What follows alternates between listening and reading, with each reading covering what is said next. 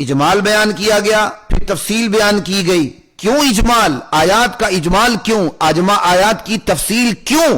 کہا لی اللہ تعبدوا الا اللہ.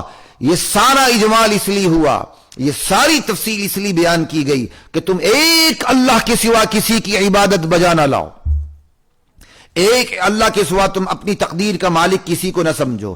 ایک اللہ کے سوا مشکلات میں کسی کو اپنا حاجت روا نہ سمجھو. ایک اللہ کے سوا تم کسی کے نام پہ نظر نیاز دیگ منت منوتی نہ دو. ایک اللہ کے سوا تم کسی کے لیے سجدہ نہ کرو. ایک اللہ کے سوا تم کسی کے گھر کے پھیرے نہ دو. آج عورتیں مزارات کے پھیرے لگاتی ہیں. یہ طواف نہیں تو اور کیا ہے؟ پھیرے صرف اللہ کے گھر کے ہیں، روزے رسول کے بھی پھیرے نہیں ہیں. تمام قلبی عبادات، قولی عبادات، بدنی عبادات، مالی عبادات، اللہ تعبدوا الا اللہ، صرف ایک اللہ کے لیے. یہ قرآن کریم کی تمام آیات کا اجمال اور قرآن کریم کی تمام آیات کی تفصیل صرف اور صرف اور صرف اس لیے کہ تم ایک اللہ کے علاوہ کسی کی عبادت نہ کرو. علی وجہ البصیرۃ قل هذه سبیلی ادعو الی اللہ علی بصیرۃ انا ومن اتبعنی. یہ ہے اللہ تعبدوا الا اللہ. اس سے کیا پتہ چلا حضرات محترم؟ سنیے، قرآن کریم کا بنیادی موضوع توحید، توحید اور صرف توحید ہے. باقی تمام مضامین قرآن کریم کے اس بنیادی موضوع کے مقابلے میں ثانوی حیثیت رکھتے ہیں. آخرت بھی اسی توحید کے لیے بیان ہوئی ہے، رسالت کا بیان بھی اسی توحید کے لیے ہوا ہے، ختم نبوت کا بیان بھی اسی توحید کے لیے ہوا ہے. گزشتہ امتوں کی سرگزشت انجام، اچھا انجام، عبرتناک انجام، اس کا بھی اسی توحید کے لیے بیان ہوا.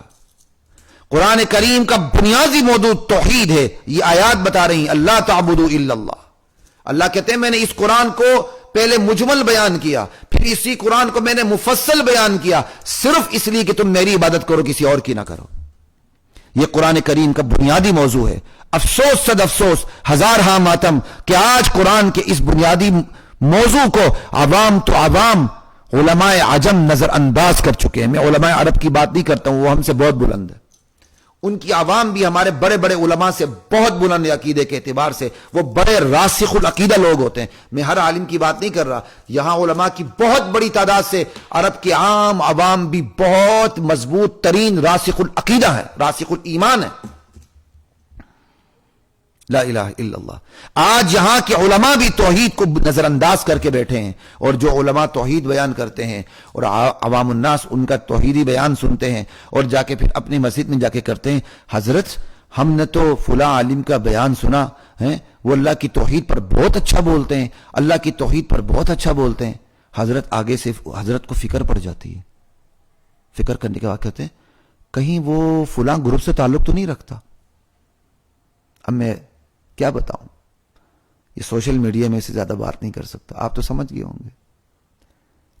آپ کی کتنی بدقسمتی ہے کہ آپ نے توحید کو بیان نہ کرنا اپنی علامت بنا لی ہے، اور جن کے بارے میں آپ کہتے ہیں وہ توحید بیان کرتے ہیں، ان کی کتنی خوش قسمتی ہے کہ آپ ان سے حسد رکھتے ہیں اور آپ نے ان کی علامت یہ بیان کر دی ہے کہ وہ توحید بیان کرتے ہیں. توحید توحید توحید توحید ہی کرتے رہتے ہیں. آپ کو جو ناگواری ہو رہی ہے، یہ ناگواری مشرکین مکہ کو ہوا کرتی تھی. مولانا صاحب، یہ ناگواری مشرکین مکہ کو ہوا کرتی تھی. وَإِذَا ذُكِرَ اللَّهُ وَحْدَهُ اشْمَأَزَّتْ قُلُوبُ الَّذِينَ لَا يُؤْمِنُونَ بِالْآخِرَةِ. جب ایک اللہ کا ذکر کیا جاتا تھا ان لوگوں کو ناگوار گزرتا تھا. وَإِذَا ذُكِرَ الَّذِينَ مِن دُونِهِ إِذَا هُمْ يَسْتَبْشِرُونَ. اللہ کے علاوہ دوسری ہستیوں کا ذکر کیا جاتا تھا، پھر یہ کھل جاتے تھے. آج یہی مصیبتیں آئی ہوئی ہیں. اللہ کی توحید ہو، اللہ کی توحید اس دھرتی پر سب سے زیادہ مظلوم ہے. رسول کی رسالت کے بارے میں یہاں کی قوم بہت حساس ہے، ہونا بھی چاہیے. خدا کی قسم، رسول کی رسالت کے بارے میں یہ قوم جتنی حساس ہے نا، اتنی ہی حساسیت یہ توحید کے بارے میں پیدا کر لیں. میں ضمانت دیتا ہوں عرب و عجم میں اس جیسی قوم نہیں ملے گی آپ کو، یہ سب سے آگے نکلے گی.